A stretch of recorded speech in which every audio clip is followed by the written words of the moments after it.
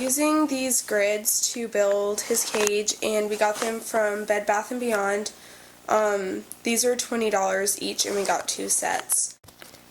We also got 2 packs of 100 zip ties, and paper, and a hinge, and we'll show you what we use all those things for. And then to build the cage, you will need some wire cutters or pliers or something to cut the cable ties with. So yeah, we're gonna show you how to do it. And our cage dimensions are going to be 2 feet wide by 4 feet long by 4 feet tall. So what we did was we planned out for the width, which is the 2 sides, which is 2 by 4, so 2 wide, 4 high. That's 8 for each one. So this is 8 for one side and this is 8 for the other side.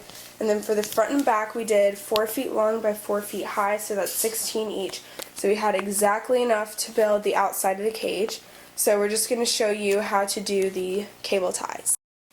Okay, so here we have 4 grids, and we're just going to show you how you would tie those together. You're going to take the first one and tie it around the top square, and later you're going to go through with the wire cutters and cut these. You're going to do the same at the bottom square, and if you want extra security then you can do it in the middle as well. So once you've had both sides tied to themselves so that they're separate like this, you're going to stack them. So these are going to be above these in the overall cage, and you don't want to tie these too tight or it'll kind of mess up the alignment. But you're going to take it diagonally like this, and you're just going to pull that through, and then you're just going to cross it over again for the other side. And then each time that you finish an entire wall, take your wire cutters and you're just going to snip each cable after you've made sure that it's nice and secure. Okay, so we have successfully finished all of the walls. These ones standing up are the sides, which are the 2 by 4s, 2 wide by 4 high, and then the larger ones are the front and back, which are the 4 high by 4 long. And we're just going to go ahead and attach all of the sides together. And you can plan for doors later and just clip the zip ties for doors, and then use a dog leash clip to close the doors, and we'll also show you guys how to do that. Okay, so this is the finished cage. It's 2 by 4 on the side, and then 4 long by 4 high, so it's pretty big. Here I'm just cutting a door. I'm just going to cut all of the ties that go down the middle, and they will open with both sides like that. And then I'm just going to tie the ends right here of each. So once you've done that and cut all of them, and then you've re-zippy tied the ends, you should be able to open it like that.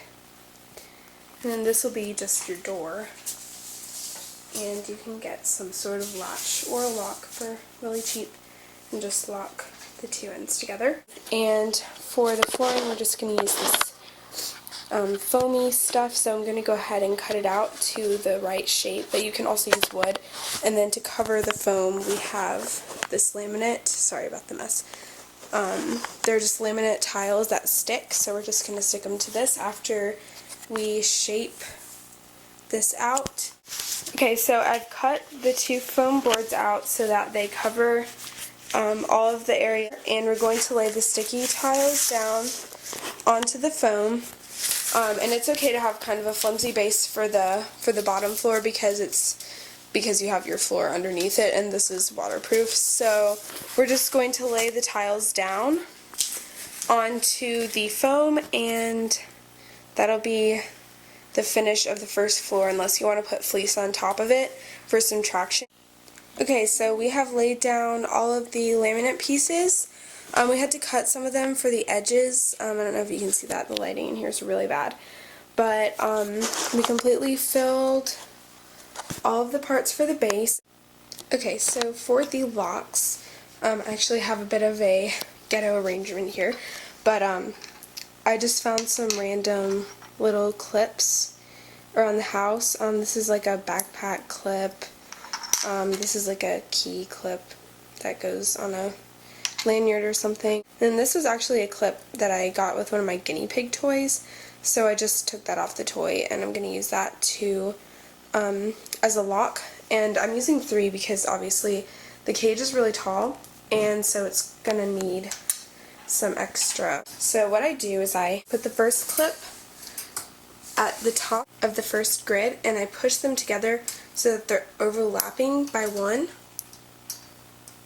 And then I clip it through both. Sometimes it's kind of tricky. And then I just clip it through both. And then I take the guinea pig toy lock, which this one may be harder to film. And this one can only fit in these little ones. Put it into the back one first, and then I latch it into the front one and screw it. I keep the 2 locks at the bottom because he's lower to the ground. And then I just take this plastic key lock and put it at the top just to keep the cage from kind of going everywhere. So it stays pretty well together. He's never gotten out, so, and trust me, he does try.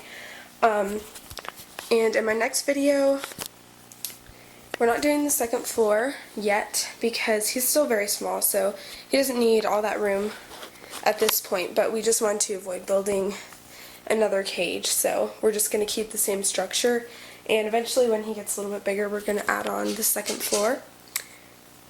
And in my next video, I'm going to show you bunny essentials, everything they need, and how to set up their cage, so make sure you stick around for that one. Thanks for watching, guys.